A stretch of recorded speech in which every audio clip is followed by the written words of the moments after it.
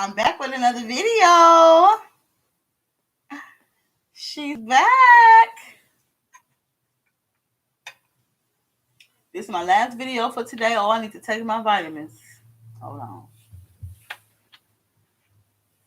Today I'm talking about where a lot of us go wrong in dating. Okay? So this can help somebody if you smart.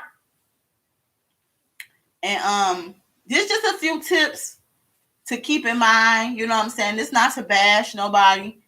This ain't coming from a hurt place. This coming from just living and learning and seeing stuff. Okay, I'm old enough to see some things going on in this world, and I'm about to discuss and talk about them. So, where a lot of us go wrong in dating and choosing a partner, and it can be vice versa. It can be male or female. So, I don't believe in male bashing or female bashing because ain't nobody goddamn safe over here. If you're wrong, you're wrong. If you're blind, you're blind. Okay. Um. So, and this all come from like growth and learning from mistakes and like learning from other people's mistakes too. Because sometimes you don't have to go through stuff to learn the lesson. Sometimes you can see it happening to a close friend, a family member, or a neighbor or a coworker. Because stuff happens to people all the time. So, and sometimes even it can happen to you. So, yeah. A lot of times we go wrong because we are like listen to family members or friends. Like when if we're in a bad situation, they'll talk us into sticking it out and talk us into making it work. And they are base situation on the children, or they are base it on how long you've been together or how cute you look together and stuff like that. And sometimes we get caught up in that, and we listen to other people and ignore our intuition, and that's where we go wrong. So, and a lot of times those people aren't happy themselves and they just want you to be unhappy with them. Or they just don't have no self-worth themselves or no self-respect for themselves. So that's why you have to be very cautious on who you listen to. All right. Now, number one, a lot of people don't know no better. A lot of us don't have healthy examples. I mean, we don't have examples of healthy relationships and healthy marriages, especially in the Black community. Y'all can lie and argue with your mama, argue with your damn self. Well, for me, it wasn't that many. All right. So a lot of us had to get out in these streets and learn on our own through trial and error. So, I'm gonna list like this a lot. I'm trying to make this video not that long, but pray with me. Long as I don't elaborate on each thing I list, I think the video won't be that long. But y'all know I'm long with it and I like to talk. So I got how many things? I think I got like 16 or 17 different examples of where we go wrong. So a lot of times, number one, we go wrong because we get caught up in the breakup to make up cycle. We break up, we back together. We break up, we back together. Oh, we off for 2 weeks. Oh, we on for 3 weeks. Oh, we off for, and that eventually turns to years and time wasted. Because if you are equally yoked and you both are aligned, it shouldn't be that much communication and that much confusion in a relationship. So that breakup to make up is number one. Number two is ignoring red flags. We all done it. I know I didn't ignore a red flag could come smack dead in my face, and I would sit there and act like that flag ain't goddamn red. I know I for sure did it. So, excuse me. Ignoring red flags. That's the second one. Number three, being hung up on sex jokes, money, gifts, and familiarity. I know everybody done this.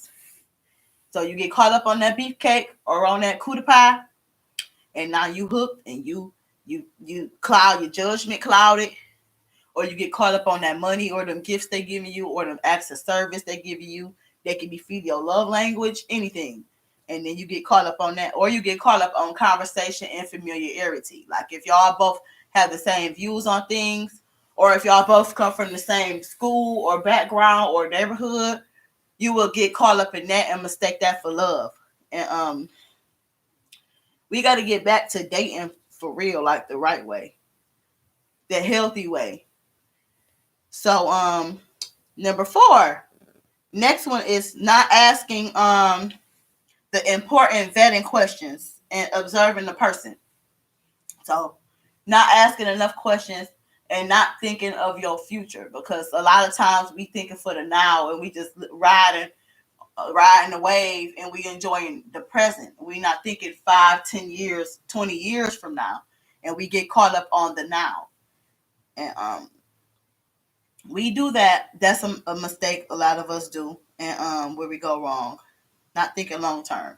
And then number 5 is dating in a hurt, vulnerable, needy space.